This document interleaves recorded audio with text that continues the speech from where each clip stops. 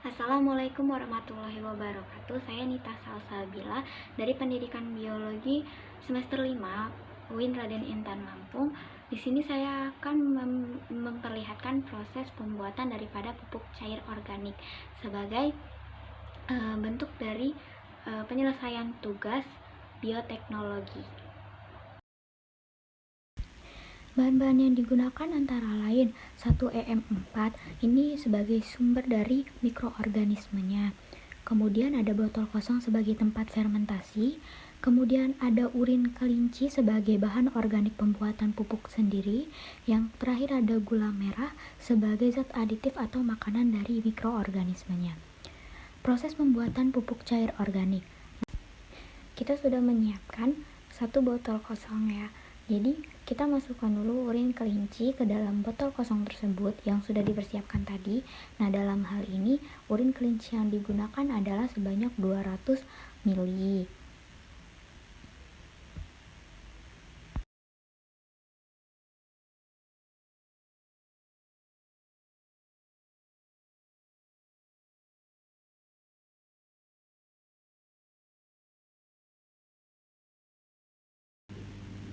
Langkah kedua, menambahkan gula merah ke dalam urin kelinci yang sudah dimasukkan ke dalam botol tadi itu sebanyak 1 ml. Nah, pada langkah 1 dan 2 ini merupakan proses penyiapan substrat. Nah, untuk gula merahnya ini sendiri, ini merupakan bisa dibilang sebagai makanan tambahan untuk mempercepat pertumbuhan dari mikroorganismenya.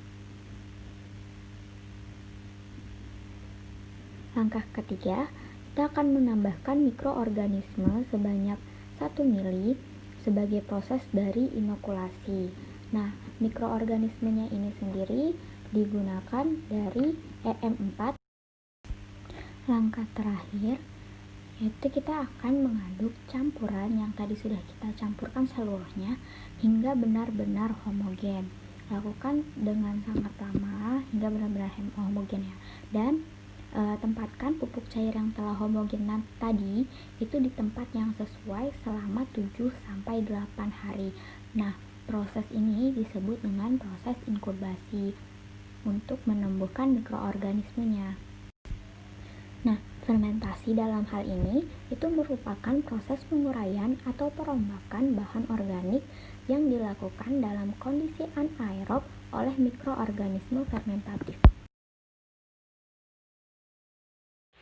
Nah, setelah hampir 2 minggu lamanya sudah jadi pupuk cair atau VOC-nya ini yang terbuat dari urin kelinci. Dan sebelumnya kita melihatkan kalau misalnya kita tuh menggunakan mikroorganisme, mikroorganismenya itu digunakan dari si EM4 ini, yaitu merupakan kultur campuran dalam medium cair. Nah, jadi dari EM4 ini sendiri dia itu ada beberapa bakteri yang berperan penting dalam proses fermentasi pupuk cairnya. Yang pertama itu ada Lactobacillus. Nah, Lactobacillus ini merupakan bakteri anaerobik yang dikenal dengan nama asam laktat. Nah, dia ini bisa mengubah laktosa dan berbagai macam gula itu menjadi asam laktat.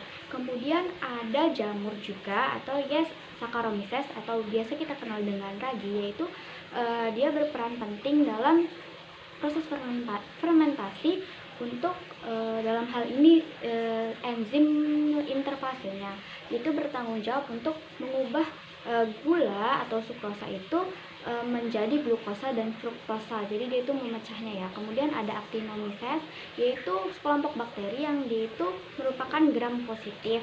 Kemudian ada juga Streptomycetes, yaitu merupakan genus terbesar dari genus Actinomycetes itu. Jadi dia bagian dari Actinomycetes. Terus kemudian ada bakteri fotosintetik Rhodopseudomonas. Nah, dia itu merupakan bakteri yang autotrof. Dia bisa berfotosintesis atau bisa membuat makanannya sendiri, namun dia juga bisa berfermentasi.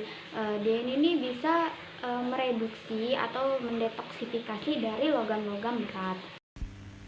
Terima kasih untuk sebelumnya. Ingat untuk selalu cuci tangan setelah melakukan bermacam aktivitas agar kebersihan tangan tetap terjaga.